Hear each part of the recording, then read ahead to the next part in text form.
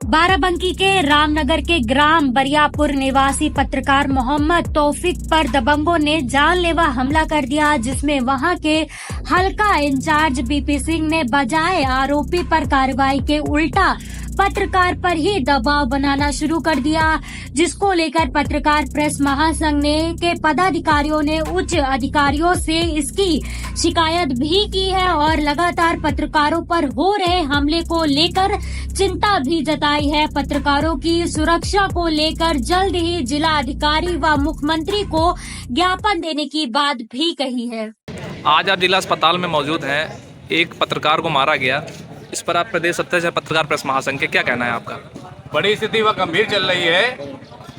पत्रकारों के खिलाफ शासनादेश है था जो योगी जी जब पिछली बार बने थे मुख्यमंत्री, तो उन्होंने शासनादेश जारी किया था कि किसी भी पत्रकार के खिलाफ कोई मामला होगा तो जो आरोपी होगा उसको जो है 3 साल की सजा और लाख रुपए जुर्माना किया जाएगा। वो तो दरकिनार हो गया है। एक उसमें ये भी एक पॉइंट था कि कोई भी एप्लीकेशन पत्रकार के खिलाफ आती है तो सीओ सिटी रैंक के ऊपर का आदमी उसकी जांच करेगा। हम लोग ने मांग की थी कि एसपी रैंक का आदमी जांच करे, लेकिन जो सामने मामले आ रहे हैं उसमें एक पत्रकार हमारे जो जिलाध्यक्ष हैं संगठन के, उनके घर पे जो है लोगों ने हमला किया एक खबर प्रकाशित करने को लेकर के, जो खबर बकायदा चली हुई, जिसमें जमीन भी खाली हुई।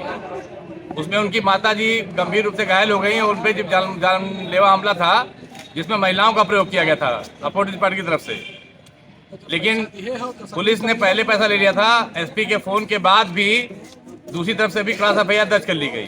सामने आए मामले में भी जो देखने में मिला है कि एक पत्रकार जिसका हाथ टूटा हुआ था, अपने घर के गुजर बसर के लिए खर्चा नहीं चल रहा था, तो कोटे की दुकान भी चलाता है वो।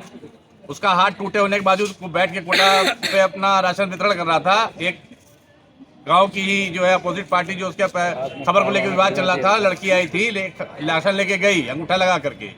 थोड़ी देर बाद उसके घर वाले आए, कम से कम आधा दर्जन से अधिक लोग आए, जिनके ऊपर कई तरह के मुकदमे भी पहले से कायम हैं।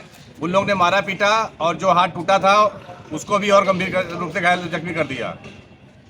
उसी को नहीं मारा जो राशन ले रही एक महिला थी उसको मारा, और जो अटेंडेंट इसका है साथ में उसको भी मारा। पहले से सेटिंग का खेल था। वहाँ से जब पत्रकार से बात हुई यहाँ पे लोगों की, जिले स्तर के पत्रकारों की, तो उन्होंने कहा कि तुम सीधे जाके वहाँ पे कोतवाली में एप्लीकेशन दो।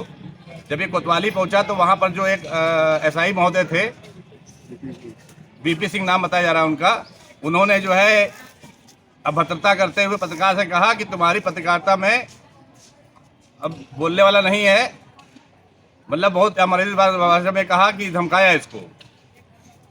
जब इसकी सूचना एसपी को दी गई तो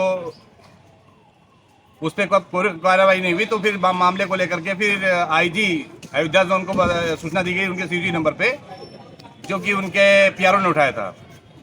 सारी जानकारी देने के बाद उसने बताया कि नहीं कार्रवाई होगी, तुरंत देखते हैं। लेकिन जब कार्रवाई नहीं हुई, दोबारा फिर फ़ोन किया। 3 बार फ़ोन करने के बाद जो है इनकी तरफ से मुकदमा दर्ज हुआ और इनको इलाज के लिए सीएससी भेजा गया, जहां से हाथ टूटा होने के कारण जो है इनको बाराबंकी रेफर कर दिया गया, जहां ये भर्ती हैं फिलहाल।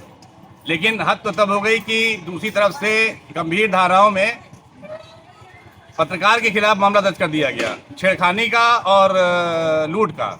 आप ये बताइए कि जिसका हाथ टूटा है वो छेड़खानी करेगा, लूट करेगा? सबसे बड़ी बात इसमें यह है कि जो अगर किसी महिला के साथ छेड़खानी होगी तो क्या राशन लेके जाएगी वो या अंगूठा लगाएगी वो? सुनने में ही ये लग रहा है गलत है, लेकिन पुलिस की बलिहारी है। जब इस पे मामले पे एसपी से बात की गई, संगठन के वरिष्ठों ने बात की, तो उन्होंने बताया कि कोई एप्लीकेशन देगा तो उस पर जांच की जाएगी। अभी हम मुख्यमंत्री के खिलाफ एप्लीकेशन दे, क्या उस पर जांच होगी क्या? ऐसा भी सामने आ रहा है कि किसी मृतक का भी नाम एफआईआर में डाल दिया गया है, क्रॉस एफआईआर में। उसमें दिखाया गया है कि एक मृतक है जिसकी 10 साल पहले मौत हो गई है, उसने एक तमंचा लेके दौड़ाया इन लोग। तो अब आप इससे समझ सकते हैं कि पुलिस की स्थिति क्या है और तमाम जो मामले चल रहे हैं कैसे दर्ज किए जा रहे हैं और पत्रकार क्या करे, कैसे पत्रकारिता करे, ये समझ में नहीं आ रहा है।